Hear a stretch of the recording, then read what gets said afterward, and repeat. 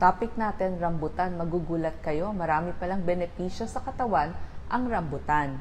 Maganda siya sa puso, sa kolesterol, sa buto natin. Umpisahan na natin. Ganong kadami ba ang pwede natin kainin kada araw? Mga 6 na piraso kada araw.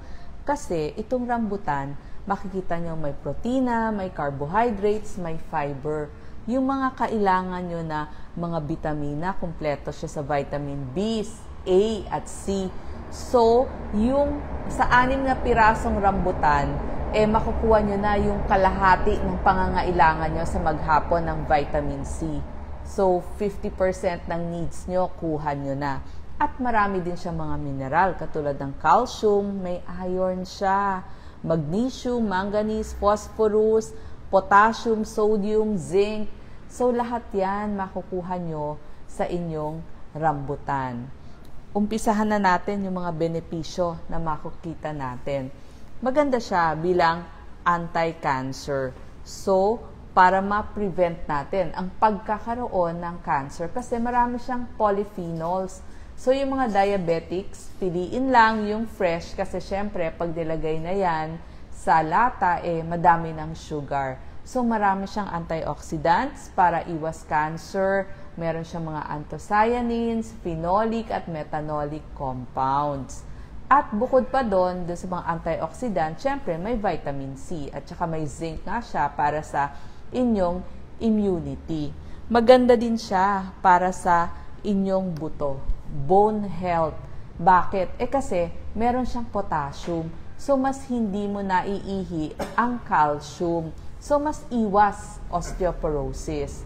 Ikatlo, para maiwasan din yung bato sa bato. So, maganda siya para hindi magkaroon ng kidney stones. Bakit? Kasi, pag mas mataas sa potassium, mas hindi nagkakaroon ng kidney stones. Kasi, may tinatawag tayong resorption or mas naa-absorb ang calcium ulit sa ating katawan. Maganda din sa puso ang rambutan. Meron siyang potassium. Meron pa siyang fiber, di ba, nasabi ko. So, pag may fiber, mas bababa yung cholesterol mo.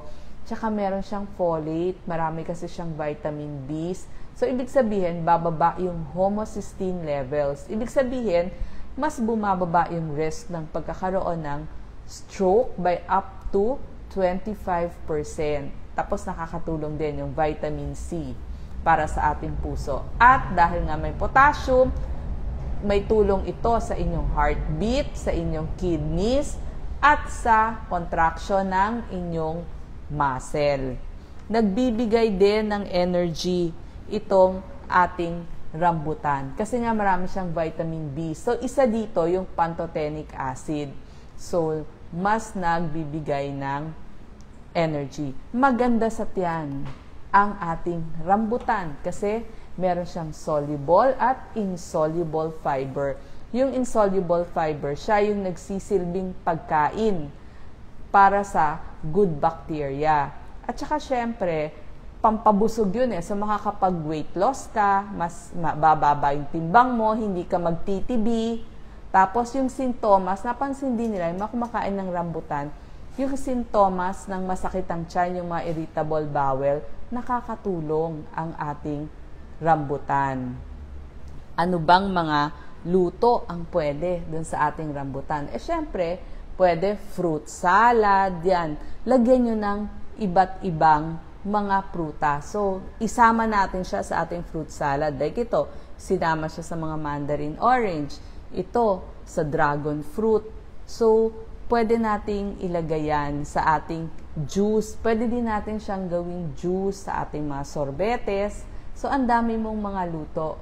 Smoothie, fruit salad, ice cream, sorbetes. Pwede mo ring i-freeze, tsaka ilagay dun sa mga cocktails. Pwede mo ring gawing jam. Okay? Tapos, itong ating rambutan, meron din siyang copper. So, para sa inyong cells.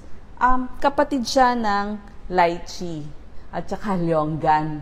So, isang family sila.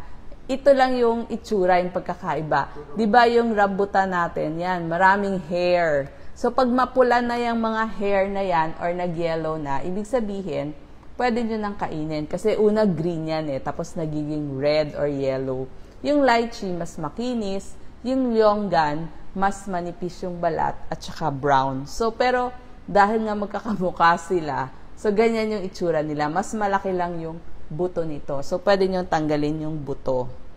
Okay? Tapos, alam nyo, marami siyang vitamin C. Sabi ko nga, 6 na piraso, 50% ang daily vitamin C needs nyo. Para saan ba yung vitamin C? Hindi ba? Para hindi tayo sipunin. Maganda dun sa ating immunity. Maganda din sa katawan natin para gumawa ng collagen. So, ibig sabihin, maganda sa buhok, maganda sa ating kutis.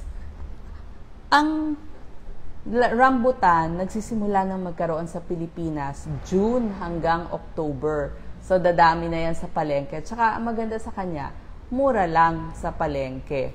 Alam nyo ba, sa ibang bansa, ginagawa siyang juice o kaya nilalagay sa can. Yung juice, sa Vietnam, ginu-juice na nila.